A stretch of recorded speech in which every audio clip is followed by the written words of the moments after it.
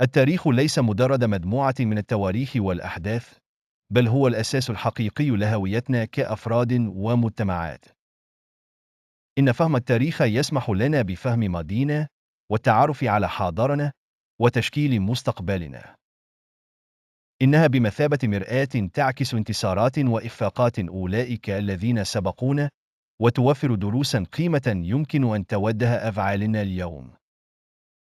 بالنسبة للمجتمعات، يعتبر التاريخ أمرًا حاسمًا في تعزيز الشعور بالانتماء والاستمرارية.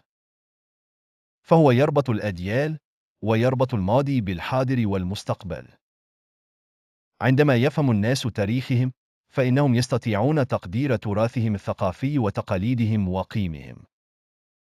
يمكن أن يؤدي هذا الاتصال إلى تعزيز الروابط المجتمعية وتعزيز التماسك الاجتماعي. علاوة على ذلك،